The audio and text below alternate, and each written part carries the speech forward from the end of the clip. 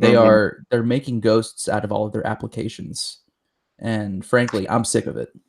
That's true. That's something we have not really discussed yet. Ghost applications. Hmm. You know, think of your Vines, if you will. That's a ghost application. You might still have that ghost application on your phone, haunting it at this very moment. So please be careful. Maybe do a system reboot if you can. It's Mm, not great having all that ghost energy just in your cell phone like that, connected yeah. to the web. And that's close to your butt and your groin when you put it in your pocket. Mhm. And so that's affecting your children. That's affecting your poop. So be careful, guys, what you put in your pockets. Welcome to another week of Ghost in the Scene. I'm your host, Gio. I'm with my co host, Rob. How are you, Rob? I mean, I'm still frankly kind of livid.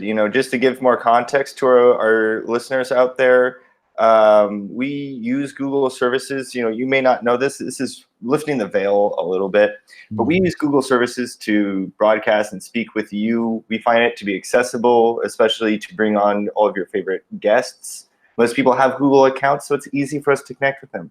But we just found out that Google is officially going to terminate the way that we broadcast to you. That does not mean we're going anywhere. So calm yourselves. Yeah. You don't have to start burning all the incense quite yet. We have backups. There's contingencies, but we also just want to express our concern here because we thought we were using a service that was accessible, that we could connect with people, but turns out we were mistaken. Yeah, this is a total infringement on our our First Amendment rights to free speech. We have a right to, divulge information that we found out, and Google's trying to silence us, and not just us, but everybody. And so we're gonna fight the good fight, and we're gonna give you the information on their platform as long as it's open, because this is just kind of sticking it to the man. So let's stick it to Google, and we're going to use this until the wheels fall off, and then we'll switch on to probably a better service. Frankly, so let's get into the news of the week because this investigation has been a long time coming. So last week we teased a little bit of what we were going to be talking about, and we got a lot of feedback. People were excited, people were scared, and Some I people are downright angry.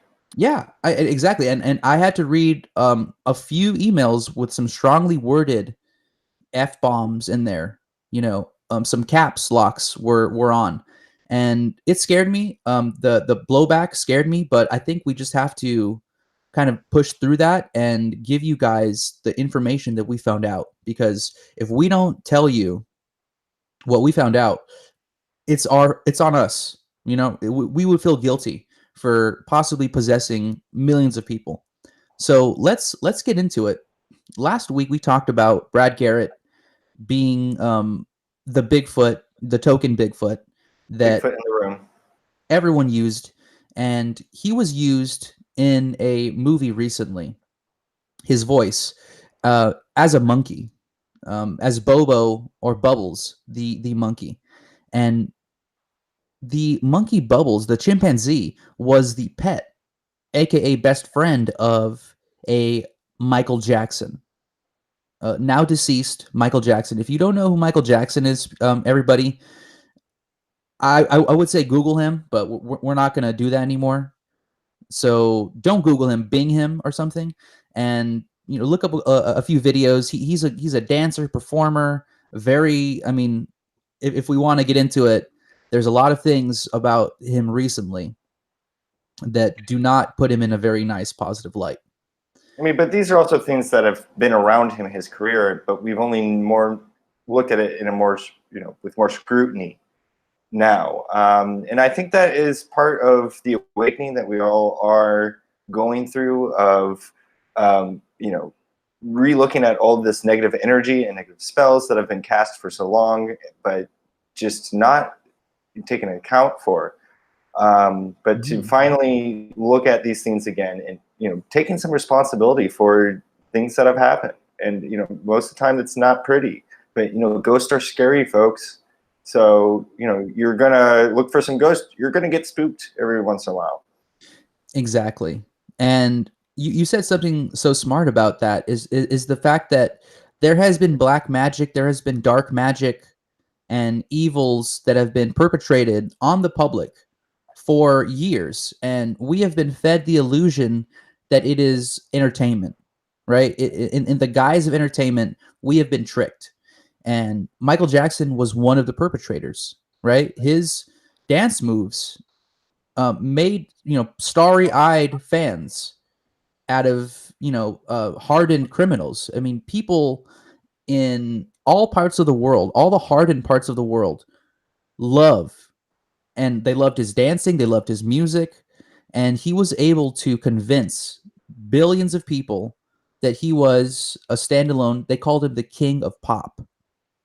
Now, I don't know what a king gets to do in the olden times, but he believed that he could do whatever he wanted, just like a king. And this is the kind of thing where we have to be careful what titles we give to people, because they get it in their head, you know? So King of Pop, he starts to act like a king, and he is a tyrant, it turns out. So something happens when people die, and this is something that we've talked about before, but just the idea that there's a whitewashing, a ghost washing of their entire life. And you tend to see them only for the good that they did. So people only remember Michael Jackson as this happy dancer. And in reality, we're way more complicated than that. And so what's interesting is we have a movie that kind of encapsulates every single topic that we've kind of brushed under the rug. The idea of the monster under Michael Jackson's skin, right? That somebody out here made a movie that was in a weird positive light, but in reality, they really show you that the genetics of Michael Jackson, when you really break him apart, is monstrous. And so we have this movie to thank, and this movie is a very strange movie, and we kind of teased it last week, but I think it's time that we tell the public that somebody got it right. It wasn't us. We didn't make this movie, but somebody did actually have the forethought to expose Michael Jackson's true identity to children in a way that shows them that he is a monster. Yeah, and of course we're talking about Michael Jackson's Halloween.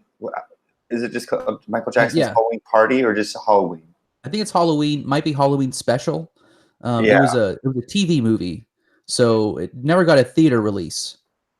I mean, thank goodness, because I mean, to me, I think it's amazing that it shows that, but it almost does so in such, like his music, in such a fun and positive way that you forget that you're watching, that these are monsters dancing around with these children. And so it's like they're telling you, but at the same time as also trying to put that same spell on you all over again. So it's a very strange dynamic going on there. But I think they didn't realize what they actually were doing is telling the truth. And I think as long as we focus on that, that's for us. I think that's what we will just have to take away.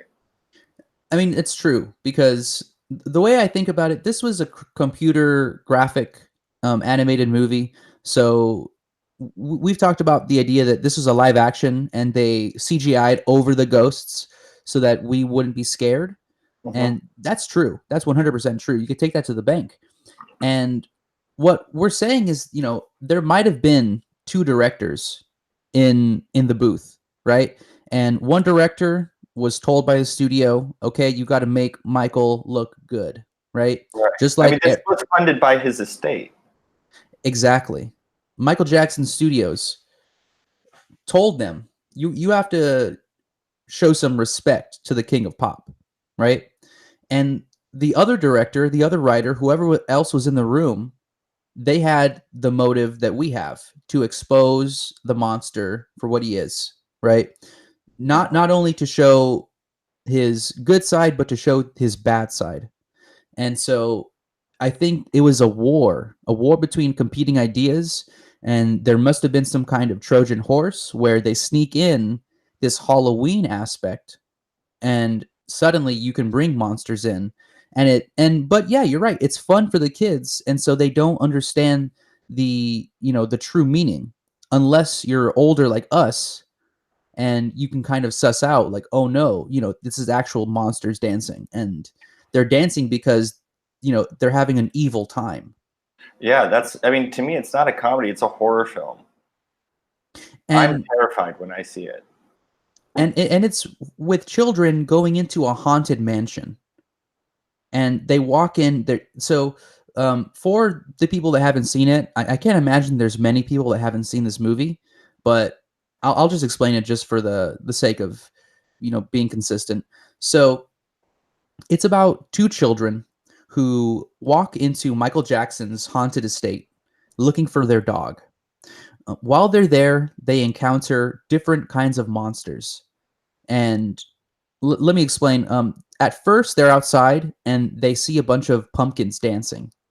So they see a dancing pumpkin, and it explains to them that it's dancing in secret, right? The reason why it's dancing in secret is because there's an evil witch who doesn't like music and doesn't like Michael Jackson. Now, what's interesting is we could be that evil witch, because I don't necessarily like Michael Jackson. I like dancing, but I wouldn't like to dance to his music, right? So she could be like us, and yet in this movie, she's the evil character. So they go from the outside, they go into the haunted mansion, and they meet a spider general, and they also meet a cat scientist, and they all each represent different monstrous kind of, like, one, the dancing pumpkin, it's dancing to terrible music, so that's bad. Mhm. Two, the general spider, he catches them and puts them in his web and tells them that they're going to go to war. And I mean, so this is very classically a war demon, like we've talked about. Yep. And then the spider, or I'm sorry, the cat is a Frankenstein. His name is, I think it's like Franklin Stein, the cat, right? So Frankenstein, the cat, is an evil scientist. And so these three aspects, and I'll give you a spoiler, at the end of the movie, they combine these three characters into the soul of Michael Jackson. And Michael Jackson is basically conjured out of thin air and brought into this computer graphic world, which is the real world. Right. And he uses his dancing skills to turn all of the zombies into people again. Now I've told you this is computer graphics, so they made the people look like zombies, and he turned them into real people. But in reality, they could have been real people, and he could have turned them into zombies, and we don't know that. So it's a horror. Thank you. Yeah, and thank you for saying the spoiler as well, because as we all know, once you know what's going to happen, it can't scare you. Mm-hmm. So thank you for giving those few people that have not seen this film the benefit of not being possessed in that moment. And yeah, just animation is also, to me, one of the most horrifying genres that there is out there, because they can do that. They can kind of mask reality in that way, especially when you said they're turning people into zombies, but they make it look like it's the other way around. And taking something that when you were filming it, can you imagine seeing that, people's skin just zombify, and that must be horrifying. Yeah, being a dancer, but they make it a dance party. It's disgusting, and they should be getting paid more than the average $50 a day that extras get paid, because they're seeing their friends turn into zombies, and they have to keep hitting their marks when they're dancing. That's professionalism at a level that I don't even think I could do. Because if I saw my best friend turn into a zombie, I would stop dancing. I simply would just stop dancing. And they keep on doing it, and I'm sure it's take after take. And kudos to them. They're hardworking actors, but they don't deserve the kind of treatment that they were given in that movie. No, and if you have doubts that this is based off reality, just remember we've all seen those images of Michael Jackson as a hologram. We know that this technology exists. They are recreating Michael Jackson's spirit in a physical form back to our universe. Um, you know, it's going to be pretty soon that we're likely going to see more ghosts. Will we see a war demon manifest itself at some point? Yeah.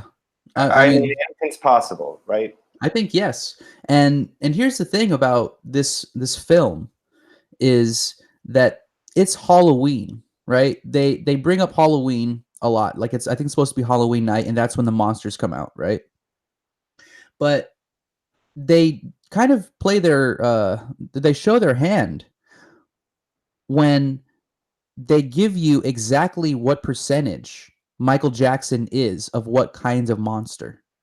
So this is scientifically proven in the movie that he is 33% Frankenstein cat, 33% Spider General, aka War Demon, and 33% Dancing Pumpkin. Now, I said 33, right? That's 3 and 3. That's a 6. Now, 3 plus 3 is 6. And how many times did I say 33? I think I said it 3 times, right? That's 666. So they're already giving you that he has numbers in his genealogy that add up to 666. And then they tell you he's a third Frankenstein, he's a third spider war demon, and he's a third dancing pumpkin. All household items that we have in our homes. So what are they saying? They're saying that children can conjure Michael Jackson using these household items. All they need is a Frankenstein cat, a spider war demon, which everybody has, and a simple pumpkin. So, what is at the end of the day? And I did give this movie props, but maybe I should take it back because what is this movie really trying to do? You know, is it trying to get children to conjure Michael Jackson in their homes? Is it trying to get the word out that he's a bunch of monsters combined into one thing, or is it trying to just get people to dance? And that's why we talked about this movie. We don't have the answers. That's why we're bringing this up, because this is a question for the world. It's not just for this podcast. So we're gonna have to reconcile this. We don't know the answer, but we know that they released this movie to millions of people, and now we have to deal with the repercussions. So let's move away from this Halloween. Do you have anything else you want to talk about on Michael Jackson and his Halloween special? I don't. I mean, it does just makes me spooked to think of it, and Mhm. to show just like how powerful these structures still are, even though we're doing so much to combat it.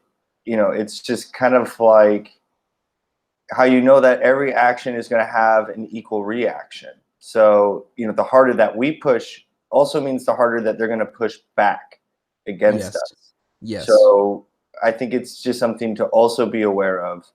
The fight is only going to get harder, but that's going to make us better in the process.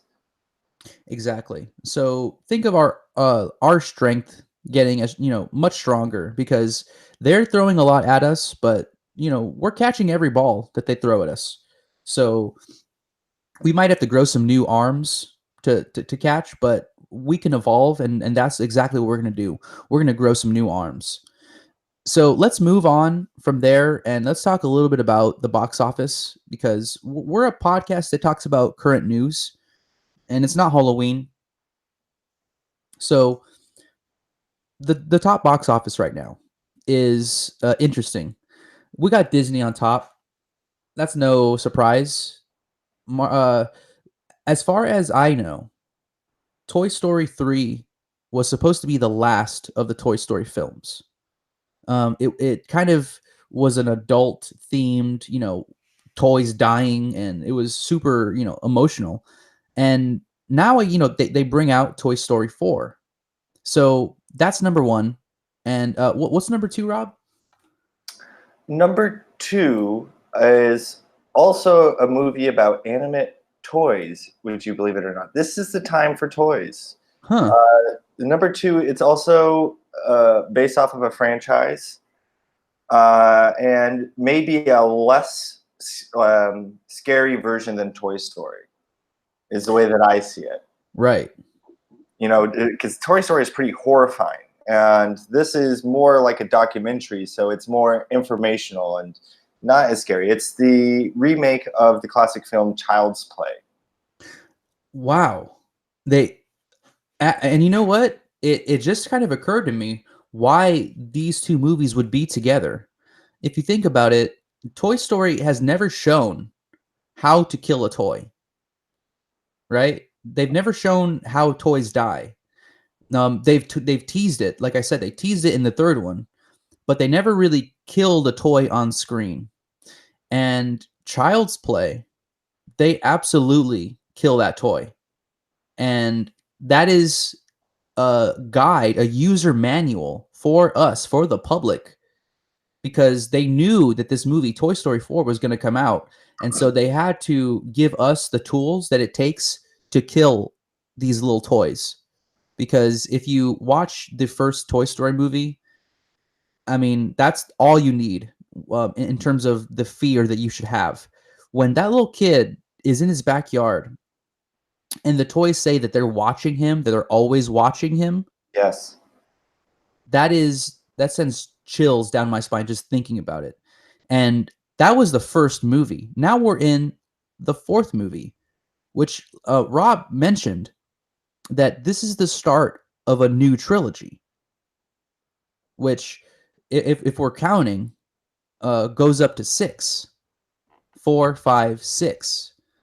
So why do you think they're doing this, Rob? I don't understand. They had a perfectly good trilogy. They ended, and now they're coming back with this fourth movie, a new trilogy. What's going on? Gio, you said it. It's all the numbers. It's to get to the 6, obviously. They feel like they need the 6. And again, Disney feels like it is unbeatable at this point. They can make any movie they like, and they know that people are going to see it. It's so true. They can make Toy Story 26, and they know that people will see it. At least that's how they feel at the moment. So they think they can conjure a lot of magic, but this is the thing. No matter how much they have, they're always going to want more. They're going to have more toys, each time. Because right now we got more toys as well. And Gio, you were saying a lot of interesting things about these new toys. And I think that's what it's really about, is to have more and more toys. Exactly. And so this movie posits that people like us can create out of thin air toys that then have souls, right? This, if you guys don't even watch the movie, you could just look at the poster and you will see that there is a small toy that is made out of a spork, a spoon and a fork, and it's given red eyebrows, black eyes, and I want to really point out that what a spork is, right? I said half spoon, half fork, but where is it half spoon? Where is it half fork? If you look at the bottom, it's round, and the top, it's spiky. So spiky hair on this toy looks like a demon, like demon horns. And what scares me is that it's not just one pair of horns. That spork has like 3 or 4 pairs of horns. So this is obviously a demon that this little girl in the movie Toy Story 4 has conjured out of thin air. What kind of example is that for the children? That this what do you call it? She was a girl that was not, given any instructions on how to conjure a demon, and yet her first try, boom, a demon is summoned from hell, and into her hands, she creates it. And unsupervised, nobody was watching her. Nobody was making sure that there was any holy salt around her, no holy water. What kind of parents is this? And Pixar is make touting it like it's some great thing. I just don't get it, Rob.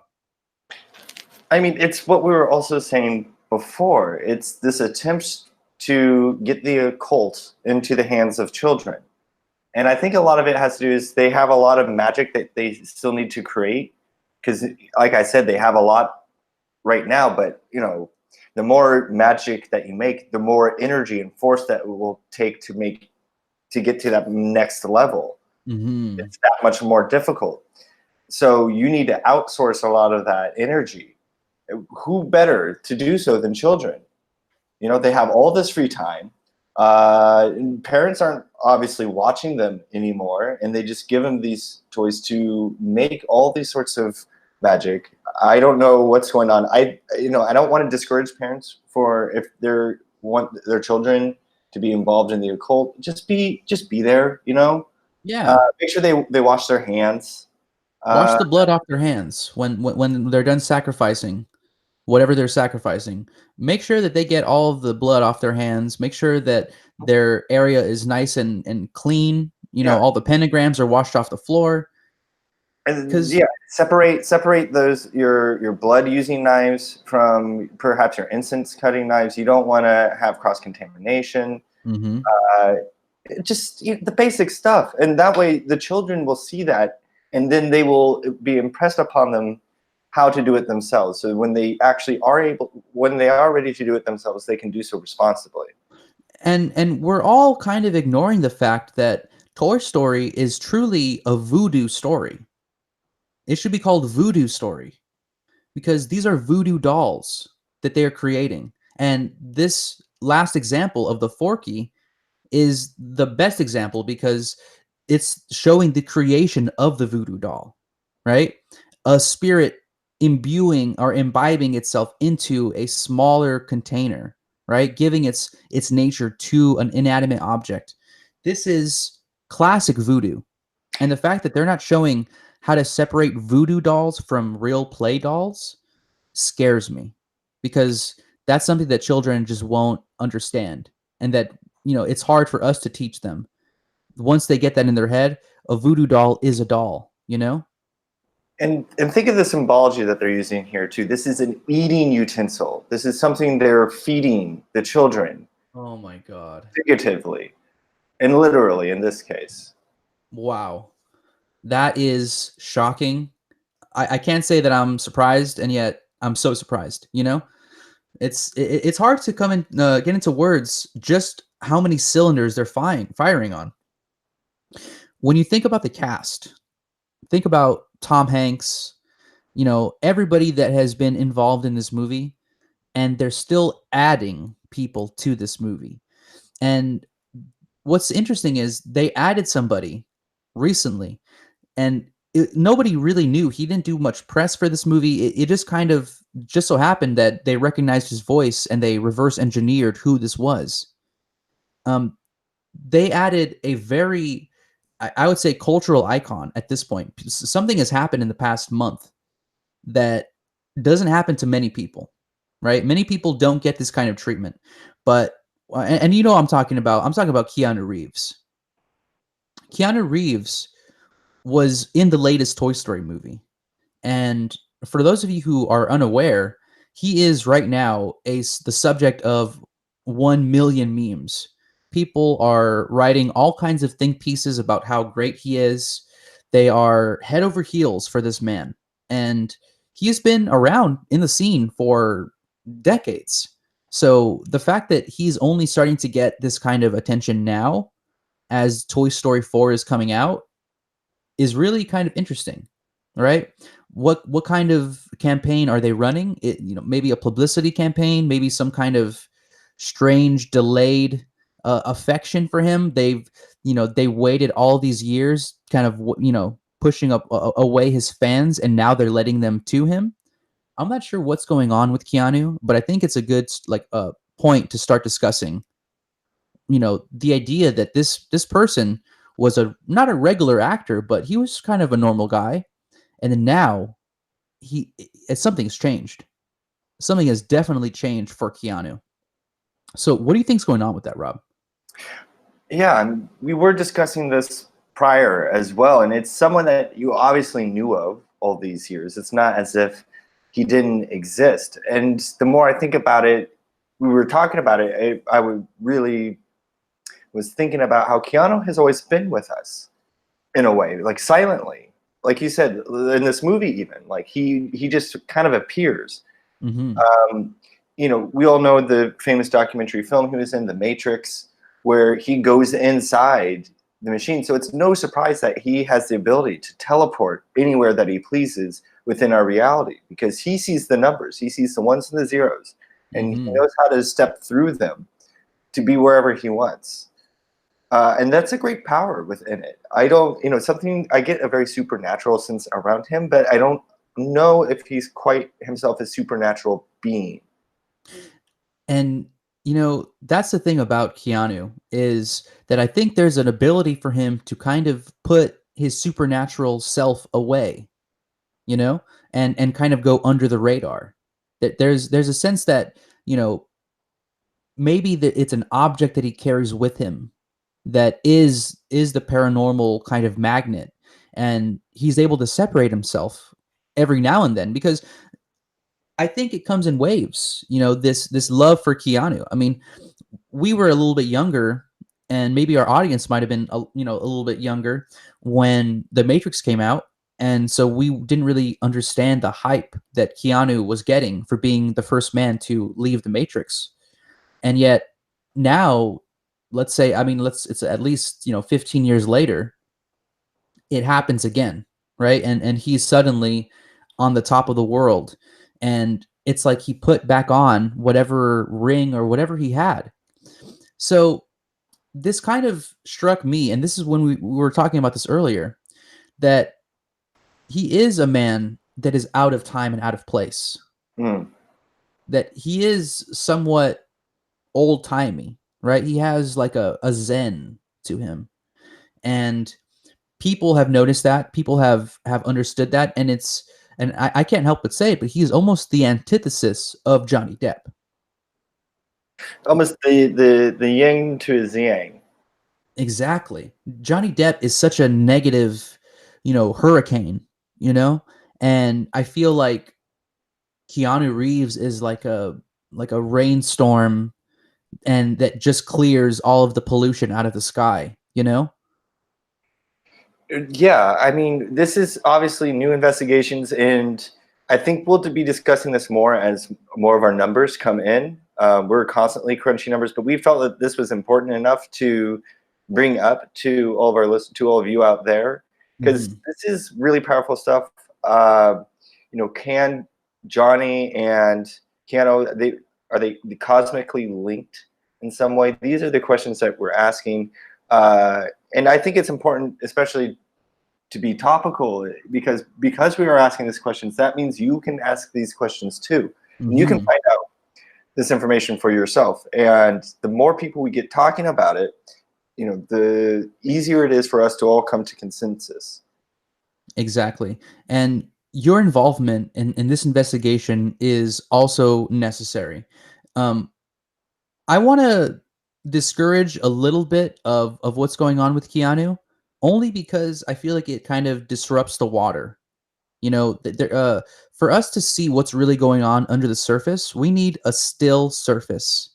We can't have people muddying the waters, chasing around this, this unicorn, right? So what we need is a little bit of calm, a little respite from the craziness, because if we're going to find out about Keanu, we're going to need him to feel relaxed. And all of the attention that I think is kind of making him a little edgy, it's driving him under a rock. And so we need to find out what's going on in a safe way, in a way that's going to make him feel safe. And so in order to do that, I think it's imperative that we do it discreetly. So we're going to consult, some astrology people. We're going to consult the spirits, because I feel like Keanu is definitely something not of this world. Or if it's of this world, it is of an old world. And so we're going to get into it. It's not going to be easy, but this is something that I think is worth delving into and investigating.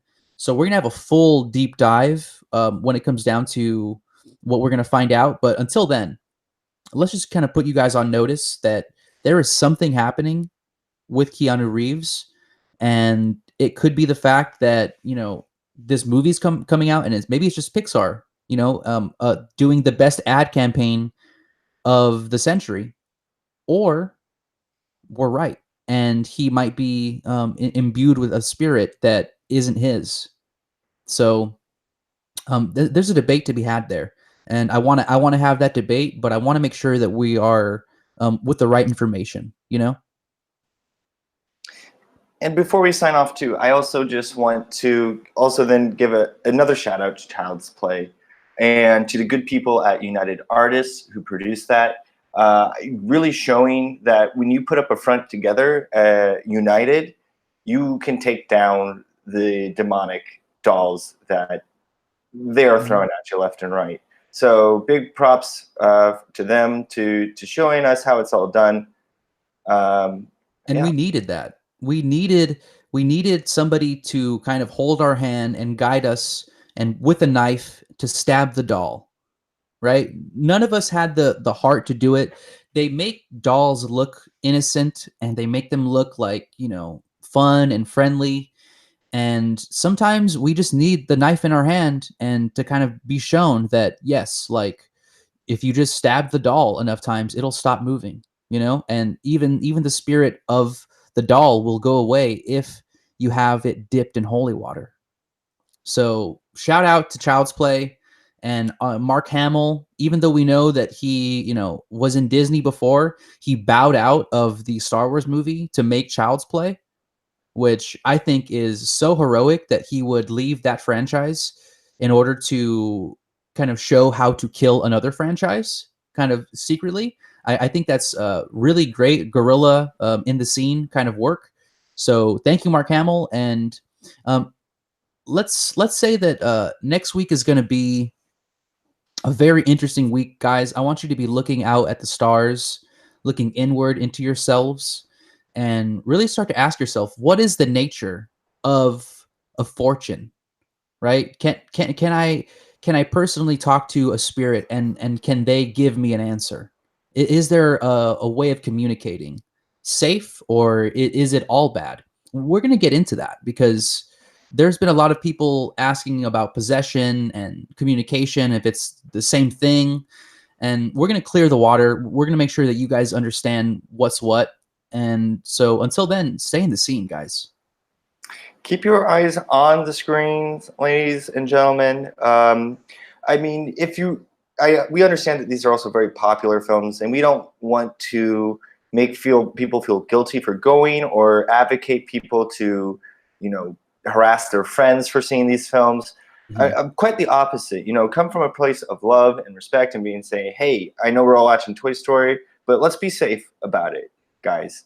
Like, let's make sure we're wearing our goggles, our gloves,